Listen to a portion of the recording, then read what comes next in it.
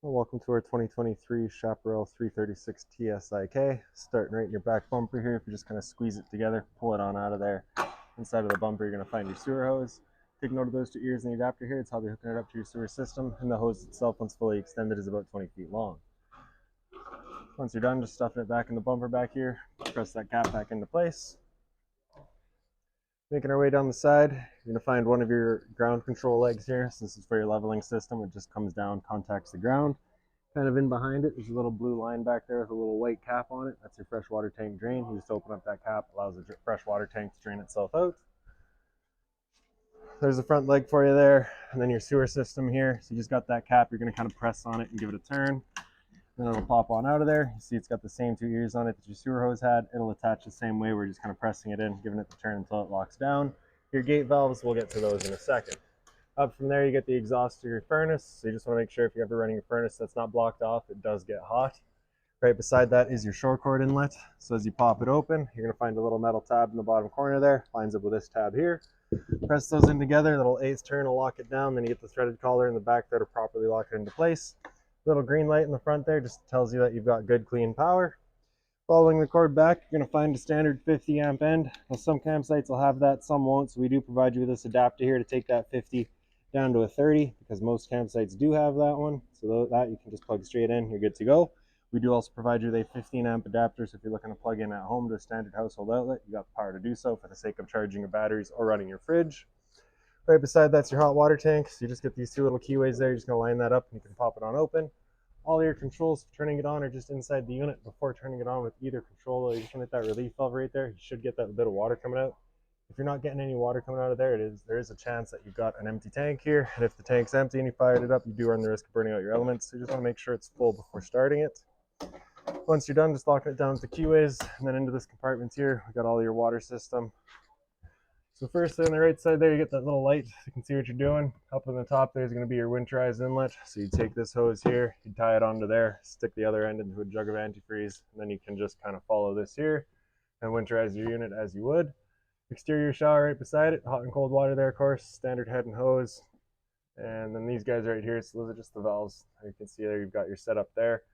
So for the city water hookup, it's going to be the same as your winterized, where you just have them both straight up. Tank fill, you can see you have this one up, this one down to the side, and then for system use, just running your pump, you're going to have that one up and this one off to the side. Simple as that. Hot water tank bypass is right down below it, easily labeled, simple as that. 110 volt outlets on the side here, and your cable and satellite inlets, you can see they're all labeled to where they go.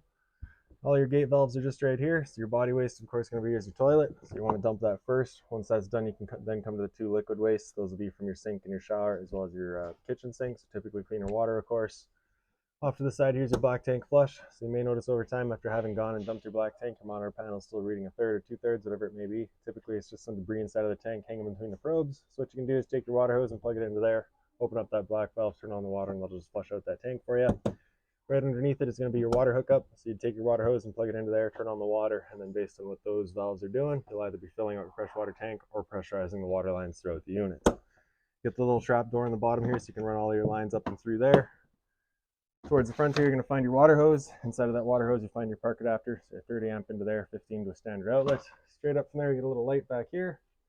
Then this light switch right there does some service lights in the front of the unit, so I'll just kind of show you those once we go around the front. Underneath that's your battery disconnect switch, so with that off to the side, that's it turned on. Bring it up to the top, that's it then turned off.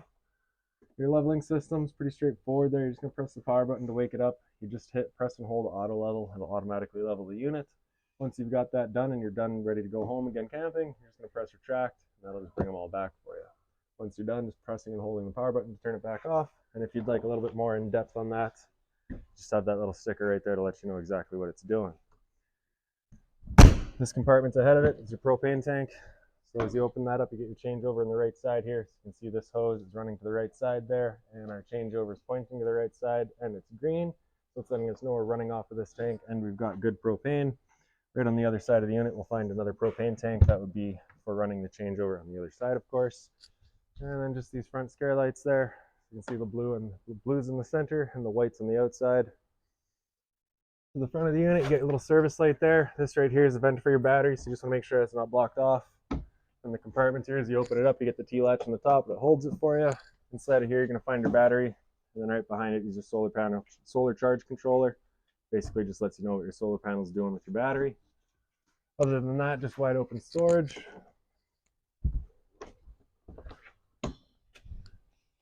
So here's your other propane tank here. As you open that up, same as the other side, you just have the high pressure regulator there, right? Up from there, you'll find your two exterior speakers. Other end of your storage compartments here. It does see straight through to the other side. You get your cable and satellite outlets in the front there, as well as your manual overrides for your front jack legs. Right. Towards the back of the unit now. You get a ladder back here so you can get up top, check all your seals. You also have the hitch there pre-installed, so if you're looking to carry your bikes around with you, you can. And straight up in the center there, you're pre-wired for a rear view or observation camera. So for your steps, they didn't quite fit in my bay today, so basically I'll just go over them right here. You have this latch right there that would be locking them into place. You just pull that over and they swing on down. You got these latches here that you can pull over. You can extend or retract your legs just to keep your stairs level at your campsite. So now we'll make our way inside here. And as you come in, first things first, right on the left there, you get your fire extinguisher. That's standard. Pull the pin, point, and shoot. Straight across the wall from there, you get all your controls. So entry light is right there. Right, does your one entry light right there. Awning light's going to do the strip outside. Exterior light, that basically does a bunch of little ones. Kind of, you have one by your steps, one underneath your bedroom slide, kind of around the skirting of the unit, just to kind of light up the exterior of it. Your water heater on electricity is on this switch here. The water heater on gas is this one here. So turn that on, it'll fire itself up. If this light there would come on, it's just letting you know your hot water tank hasn't fired up at that point. Just off back on to reset it. Water pump's beside it, so as you turn that on, turns on your water pump, drawing out of your fresh tank to pressurize your lines. Monitor systems on the left here. The battery, you can see we're currently 12.3. That's a good charging voltage. As it goes down, you go to 11.7 and then 2.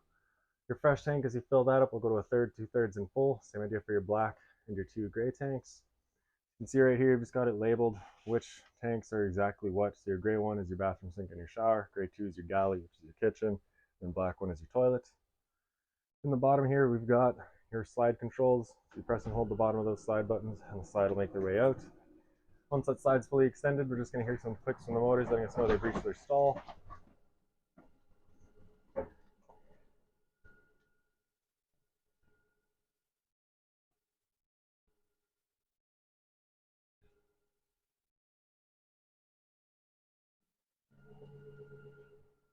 There we go. Bed slide is going to be a little bit different. This one doesn't quite click as loud. It just kind of hums once it's out.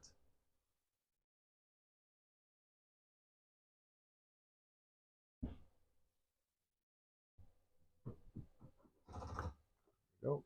Slide 1 is going to be your kitchen.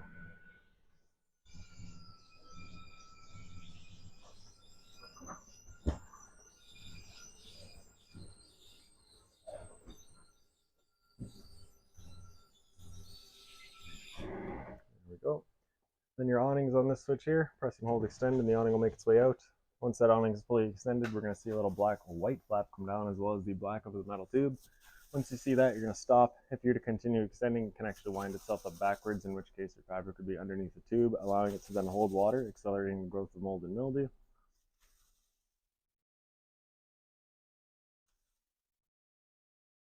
There's our flap. It's just a little sticky today, so we'll come back real quick here. There it goes. Alright, so there's a tube, and we'll stop right there. Now for it to start raining, it's of course going to hold some water anyways. What you're going to do is grab either arm, front or rear, and pull straight down on it, and you can see that changes the pitch of the awning out at the head, allowing water to then run off. Now if you like that angle better because it does give you more shade, you can do the same thing with the arm up front. Before you bring it back in though, you just want to make sure these arms are back out straight and fully extended, just so you're not running the risk of bending them. Then we'll press and hold the track, and the awning will make its way back in. Again, you're just going to watch to make sure that your fabric stays over top of the tube.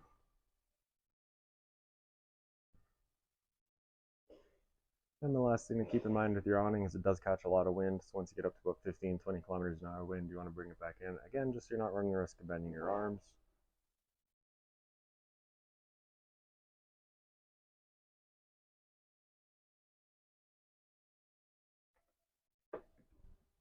Straight up above that, we've got your tank heaters. Basically just a little stick-on pad to all your freshwater tanks as well as your waste tanks that just kind of prevent them from freezing. Just flip those switch on, turns them on.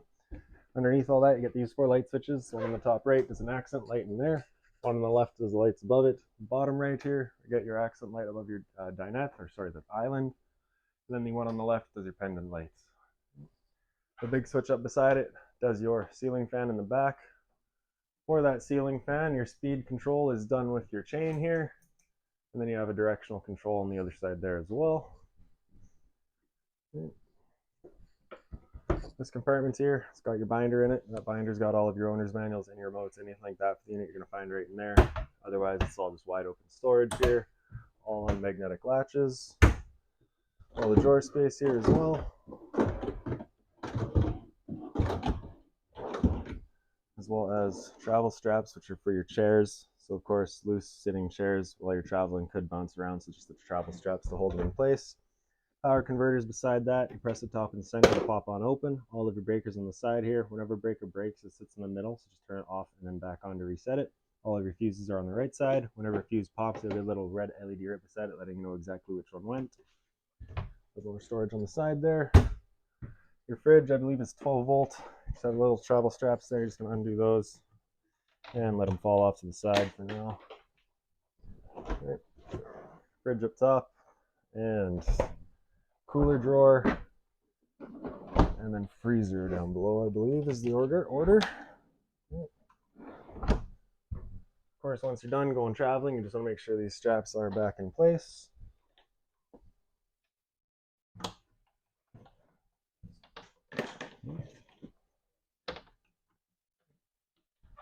The island, you've got hot and cold water at your sink, of course. The sink covers are made of the same material as your sink cover. It is just a big single basin. A little bit of storage underneath it. And just being mindful of your drains and your water lines back there. And the bar space on the side, so you get the stools there. Microwave here, flips on open, pretty standard, just like home. Just to have the addition of your vent down there, as well as your light. On the side here, you get that light switch, does the two top lights. For the stove, just the bifold cover goes on back. Turn the knob over to high, hit that sparker, fires right up. I must have turned off the propane, I guess. For the stove, be the same idea. You turn it over that little flame, and then just pressing and holding, and then going with the sparker until it lights up. Once you're done and have that pilot light going, you're just going to release, and you can turn up to your desired temperature, and she'll fire up for you. Once you're done just turning it off. Button on the side there turns on all your knob lights as well as the oven light. Bifold cover, you're of course just waiting until it cools down and then bringing it back down. Storage space here, so just kind of the on-the-go garbage bin there, and some storage underneath as well. The pantry opens on up. Inside of here, you're going to find a motion sensing light. So right in the back, oh no, sorry, it's not motion sensing, it's just on or off. And all your drawer space there as well. In the back of the unit, in your entertainment area, you get that light switch there. There's also another 3 on the back wall. So the one on the left will do accent lights, or the one in the middle does the accent lights. The one on the right does the ones up top. The ones on the left do your ones underneath here.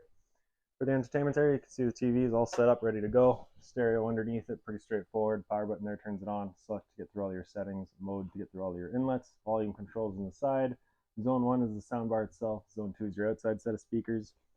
Underneath that's your fireplace. Right side there's a power button to turn it on. Center right you have your bottom illumination, or that bottom flame, sorry. In the middle is that bottom illumination.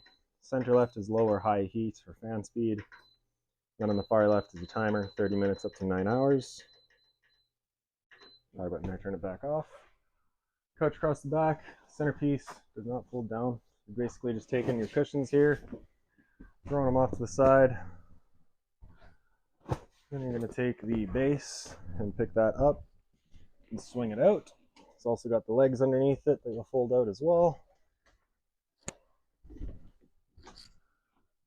Then you take your back cushion, fold that down. There's your bed. Once you're done, just folding it back up. Pick up the foot, fold the legs in, and it just falls in half into place. And set your cushions back down.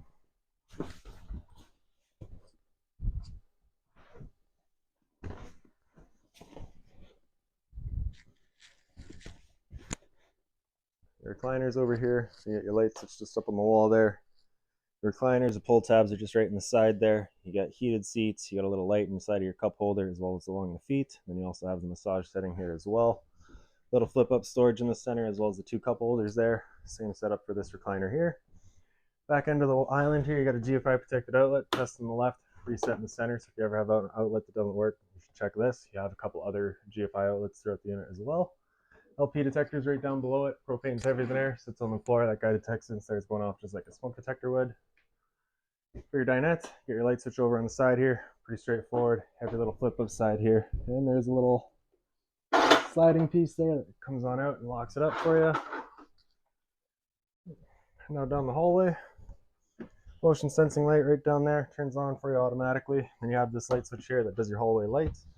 Your thermostat there, you're going to press and hold the power button to turn it on.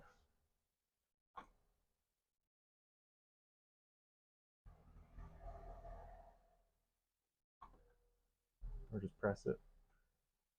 So zone 1 is going to be the rear of the unit. Zone 2 would be your front bedroom. Zone 1 is going to be what has control of your furnace. So right now you can see you're currently up in cool. You can select our fan temperature here, 16 degrees. With our fan speed in auto and we're beyond 5 degrees from our goal temperature, it's going to run the high fan, which would be, so you've got 1, 2, and 3. 3 of course is going to be your high fan. Then auto is first going to use the high fan, and then once it gets within that 5 degrees, it'll use fan speed 2 or 1 just to kind of keep it most appropriate. All right, with that air conditioner going, you've got two different options. You got this louver here that you can have closed, in which case we're using all of our ceiling ducting to move the air, or you can open it up and it just dumps all of this air into the living room here. So when you first get out to your campsite, you want that open, cool off this air as quickly as possible, then you can close it off, start moving the air throughout. After cool, if you hit mode again, it'll come down into heat, turn off the air conditioner, turn on your furnace. Furnace is very nice and quiet in this unit. Furnace is moving its air through your little floor registers there. Mode again after heat, it'll come down into fans. This is of course just running the air conditioning fans, just moving some air around. There's no cooling involved. Select your fan speed here, just hitting fan. Right.